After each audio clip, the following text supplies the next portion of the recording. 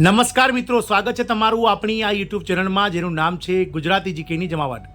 મિત્રો, ઘણા લાંબા સમયથી રાજ્ય સરકારના 4.63 લાખ કર્મચારીઓ અને 4.67 લાખ કરતાં વધારે કર્મચારીઓ કે જેઓ પેન્શન મેળવી રહ્યા છે તેવા 9 લાખ કરતાં વધારે રાજ્ય સરકારના કર્મચારીઓ માટે 1 જાન્યુઆરી 2024થી જે બાકી મોંઘવારી ભથ્થું અને મોંઘવારી રાહત એટલે કે ડીએડીઆરની રાહ જોઈ અને સરકાર સામે મીટ માંડીને બેઠા હતા। તો આજરોજ મિત્રો મુખ્યમંત્રી શ્રી ભૂપેન્દ્રભાઈ પટેલની અધ્યક્ષતામાં મળેલી કેબિનેટ બેઠકમાં 1 જાન્યુઆરી 2024થી જે બાકી 4%નું જે મોંઘવારી ભથ્થું છે તે સરકારી કર્મચારીઓ માટે રાજ્ય સરકારના કર્મચારીઓ માટે જાહેર કરી દેવામાં આવી છે। જાણીએ વિડીયોમાં વિગતવાર કે મિત્રો 1 જાન્યુઆરી 2024થી જે આ મોંઘવારી ભથ્થું જાહેર થયું છે તે રાજ્ય સરકારના કર્મચારીઓને ક્યારથી પગારમાં મળશે, સાથે જ જાન્યુઆરીથી લઈ અને જૂન સુધીનું જે એરિયસ છે તે મિત્રો કેવી રીતે ચૂકવવામાં આવશે, તમામ માહિતી આજના વિડીયોમાં આપ સુધી પહોંચાડીશું। તો વિડીયોના અંત સુધી બન્યા રહેજો।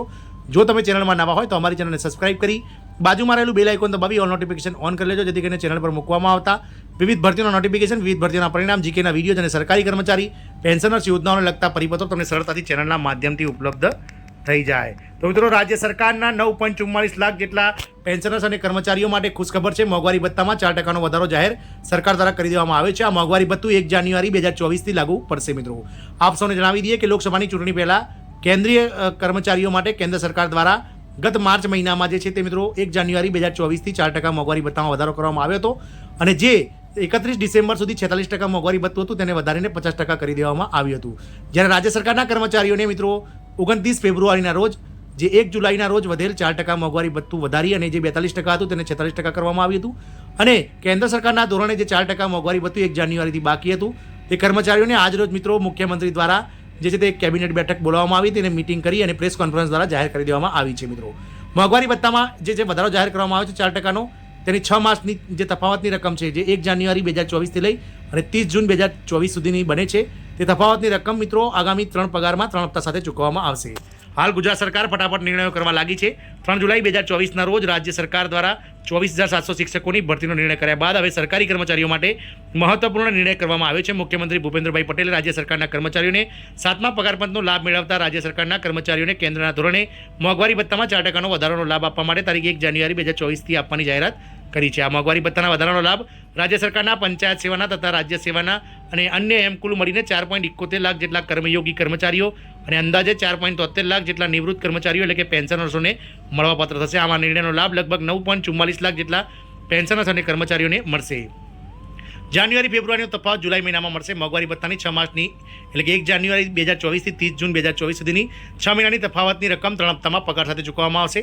તદનુસાર વાત કરીએ તો જાન્યુઆરી 2024 અને ફેબ્રુઆરી 2024 મહિનાની તફાવતની રકમ જુલાઈ 2024ના પગાર સાથે ઓગસ્ટ મહિનામાં ચૂકવવામાં આવશે।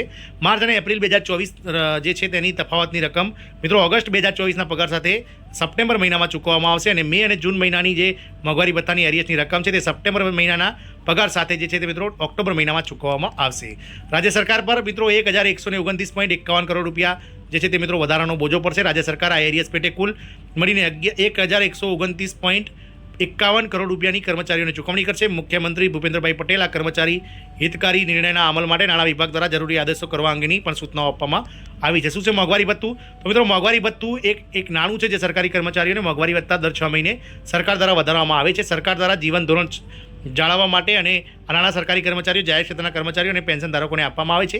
દેશની વર્તમાન મોંઘવારી પ્રમાણે દર 6 મહિને તેની ગણતરી કરવામાં આવે છે, જેમાં મહિનાની 1 જાન્યુઆરી અને વર્ષની 1 જુલાઈ એમ વર્ષમાં 2 વાર આ મોંઘવારી ભથ્થામાં વધારો કરવામાં આવે છે। મિત્રો, કર્મચારીઓના મૂળભૂત પગારના અનુસાર તેને ગણવામાં આવે છે, એટલે કે બેઝિક ઉપર તેની ગણતરી થાય છે। શહેરી, અર્ધશહેરી અને ગ્રામીણ વિસ્તારોમાં કર્મચારીઓ માટે મોંઘવારી ભથ્થું અલગ અલગ હોઈ શકે છે।